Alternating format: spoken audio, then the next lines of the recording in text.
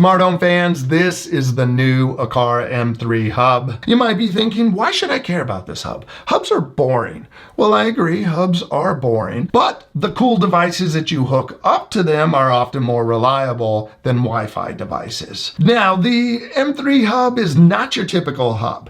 There are some unique and useful features that you're not going to find in other hubs. We're going to take a look at 5 features of this device, starting with reliability, talk about the local control, the smart home benefits, the speaker on the back and how it can be used as a siren for an alarm system, and the 360-degree two-way infrared blaster.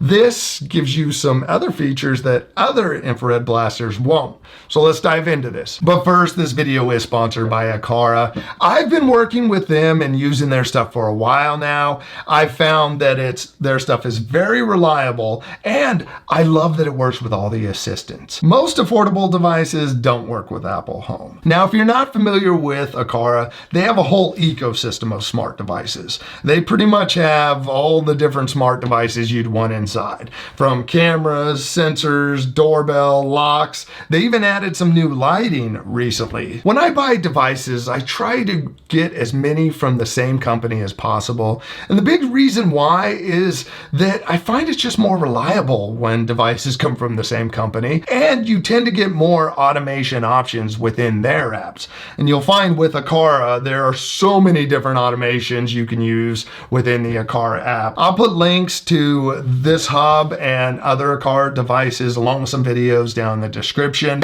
First, let's talk about reliability. The primary use of the Aqara M3 and most hubs is to connect smart devices to. The Aqara M3 hub uses Zigbee to communicate with other Aqara devices, which gives a much stronger connection and is much more reliable than using Wi-Fi. Really, why do your sensors and all your different stuff need to talk to a cloud for them to be able to work? It's much better for it to all work locally and have the hub talk to the cloud as needed. Another new feature that the M3 brings is third-party Zigbee support. At the time of release, you can connect up some of the different Philips Hue bulbs via the Hue bridge. You can connect Leviton dimmers and switches, and you can connect Nest thermostats. In a minute, we're going to talk about how you can also connect devices using Matter and Thread. But first, let's talk about local control. It is nice to be able to control your different devices locally. And with edge computing, the Aqara hub is able to process requests locally and then tell the appropriate device what to do. Processing things locally is great for security and privacy. You don't have to worry about sensitive data or the status of your devices being sent out over the internet to some cloud service. Instead, all those little actions can be controlled locally, which I would rather keep as much data as possible inside my house. Another cool local control feature is that the M3 hub can talk to older Aqara hubs. And those older Aqara hubs can't talk to each other, and the devices between them can't control each other. But with the M3 hub in line, it can tell the other hubs what needs to happen and control those automation for those hubs locally. So if you do lose internet, your devices and automations will still work. When connecting the M3 hub into your network, you have 3 different options. You can use Wi-Fi and keep it wireless, so you only need the power cord. You can hardwire it with an Ethernet, or you can take advantage of PoE, which is power over Ethernet. With that, you can plug in one Ethernet cable that will supply power and data to it. Also, the M3 hub does come with a mount, so if you want to mount it onto a wall, you can use double stick tape for the mount or screw it in with the included anchors and then just clip this on. Next, let's talk about the smart home benefits of the Aqara M3 and how it can help future-proof your smart home. The Aqara M3 is a Zigbee hub,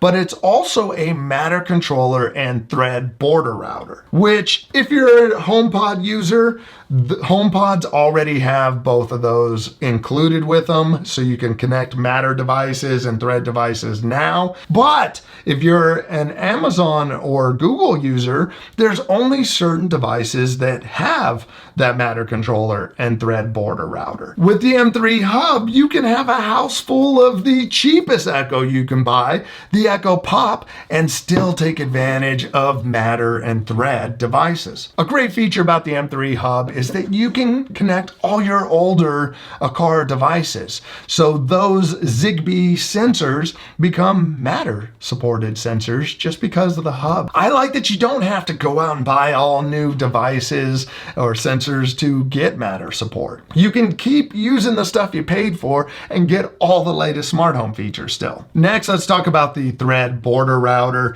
Again, most Echoes and Nest devices do not have that included. If you're not familiar with Thread, it is another way for devices to talk to each other and create a more robust network. So instead of just a hub talking to a device, the devices can talk to each other and even help extend a network further by communicating through other devices. With the M3, no matter what smart speaker you're using, you can start taking advantage of Thread devices like the Aqara door and window sensor, the P2. This is the Thread version.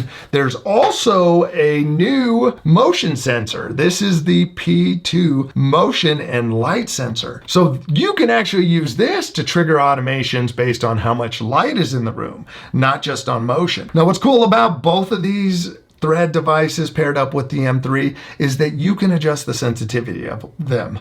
You can't do that with the Zigbee sensors, but with the new Thread ones, maybe the motion sensor's too sensitive. You can dial it back some. That's something I've never seen before with motion sensors.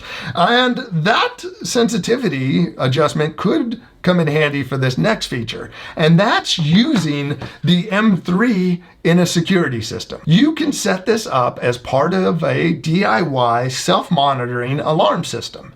And this would be the siren and brains for that alarm system. On the back, there is a 95 decibel alarm. That is a really loud siren.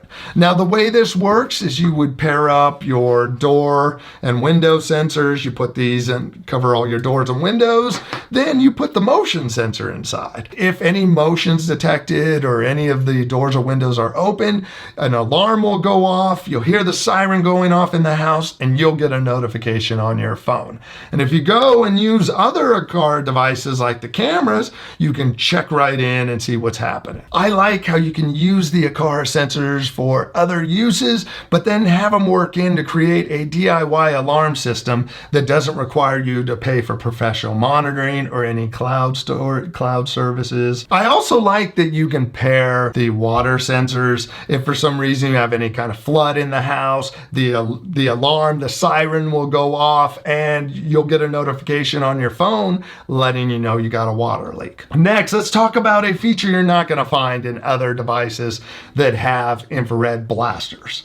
If you don't know what I mean by an infrared blaster, it's basically a 360-degree remote control that you can program to control all different devices, such as TVs, fans, air conditioning, heaters, receivers. If it has a remote, you can either teach it how to use it or pick from the pre-programmed remotes in there. You could even go into the app and create a custom remote with just the buttons you need, like 2 buttons for the fan, the input button for your receiver, the volume button for your TV. You can mix and match. The new feature that this adds over other Aqara hubs is the 2-way infrared blaster. And what that means is this is paying attention to other infrared signals coming from other remotes. How that gets used is that if you use a remote to turn on the TV, this picks it up and understands that the TV's in an on state.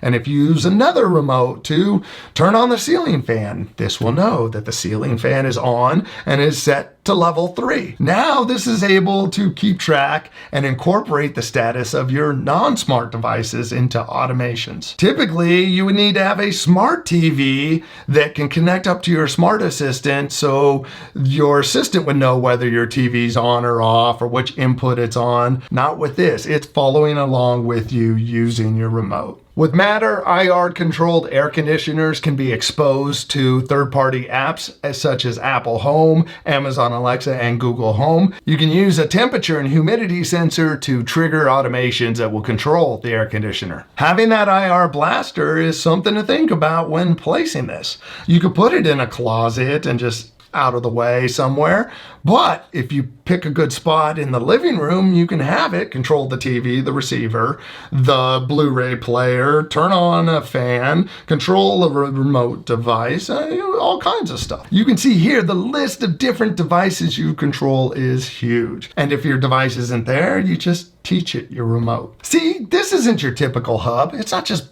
a boring hub sitting there only talking to your devices. It has other practical uses to it. So check it out. Again, links are in the description. There's also links to some of the other Aqara devices and videos. But next, you need to check out this video over here on the Aqara U100 Smart Lock.